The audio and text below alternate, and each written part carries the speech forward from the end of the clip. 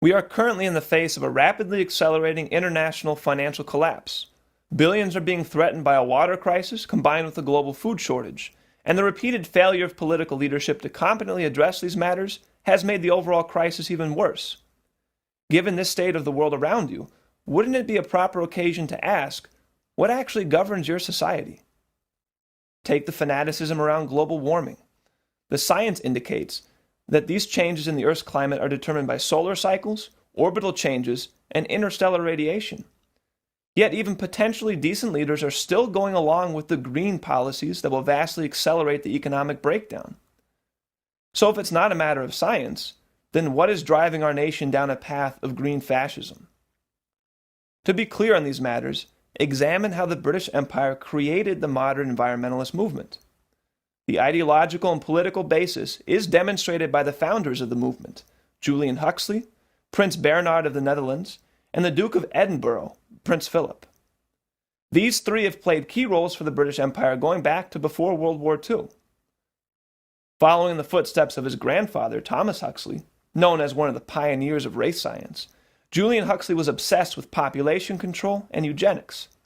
He continued his grandfather's legacy, acting as vice president of the British Eugenics Society during the bulk of World War II, and later became president. Julian was, by all means, not shy about his disgust for humanity. The lowest strata of people are reproducing too fast. Therefore, they must not have too easy access to relief or hospital treatment, lest the removal of the last check on natural selection should make it too easy for children to be produced or to survive. Long unemployment should be a grounds for sterilization. Around the same time period, in the 1930s, Prince Philip was being educated at the elite school of Salem Castle in Germany, while it was being run by the Nazis, who had made race science at the core of the curriculum. Many of his relatives were themselves either pro-Nazi or members of the SS, while Philip developed secret ties with the pro-Nazi British King Edward VIII. Oh, and speaking of British Empire Nazis, Prince Bernhard of the Netherlands was recruited to Nazi intelligence at Berlin University in 1934. He then became a member of the SS and went to work for IG Farben, which pioneered Hamarschak's slave labor concentration camps. Even when he was forced to resign from the Nazi SS for political reasons relating to his marriage, he maintained his unwavering loyalty to the Nazi Party up to the very last moment, signing his letter of resignation, Heil Hitler. In return, Hitler sent him a congratulatory letter for his marriage. Obviously, the publicity of the atrocities committed during World War II made eugenics and Nazism not too popular after the war. Julian Huxley pulled away from his public support of eugenics and became the first head of the United Nations Educational, Social, and Cultural Organization. He stated in UNESCO's founding document, Thus, even though it is quite true that radical eugenics policy will be for many years politically and psychologically impossible, it will be important for UNESCO to see that the public mind is informed of the issues at stake, so that much that is now unthinkable may at least become thinkable. Soon after, Huxley co-founded the International Union for the Conservation of Nature to continue the British Empire's population control and eugenics policy under a new name, conservation, or as it was later called, environmentalism. Prince Philip likewise took up the cause of environmentalism, taking a personal commitment to reduce the global population by billions. As he later expressed in multiple interviews, he wishes to be reincarnated as a deadly virus to aid in reducing the world population. By 1960, a 74-year-old Julian Huxley decided to take an extensive 3-month tour of Africa. Why? To preach that the newly independent African nations could not be trusted to conserve wildlife.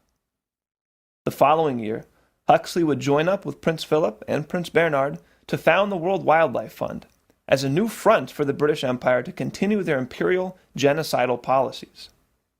This is the ideological basis for the creation of the so-called environmentalist movement. Hatred of human scientific and technological progress, driven by the utterly degenerate view of mankind as nothing but an animal, a beast to be trained and manipulated, conditioned and culled.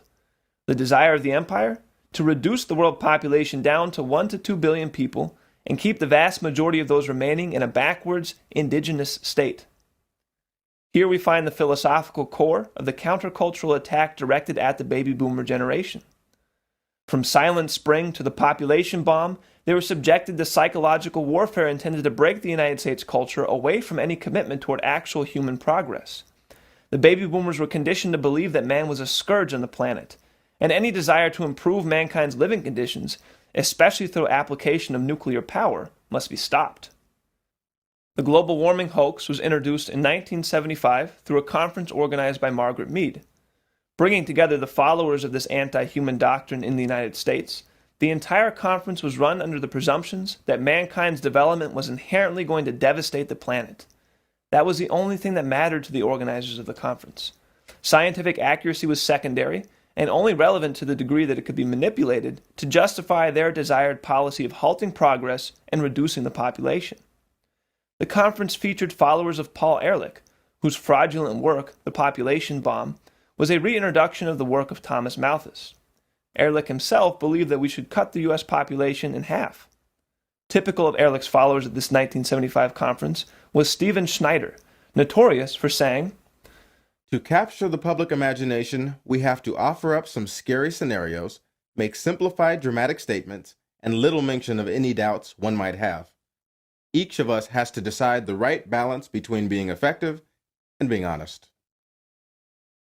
Schneider later became a major participant in the Intergovernmental Panel on Climate Change, the supposed scientific authority regarding global warming. Under the direction of Mead, the emphasis of the 1975 conference was not science, but on obtaining a consensus agreement on the proper scare stories needed to push their policy. As Mead said herself at the conference, "What we need from scientists are estimates, presented with sufficient conservatism and plausibility, but at the same time as free as possible from internal disagreements that can be exploited by political interests. That will allow us to start building a system of artificial but effective warnings. Warnings which will parallel the instincts of animals who flee before the hurricane." it was out of this conference that the hoax of man-made global warming was born. This was never about science. It is the British Empire's policy for genocide.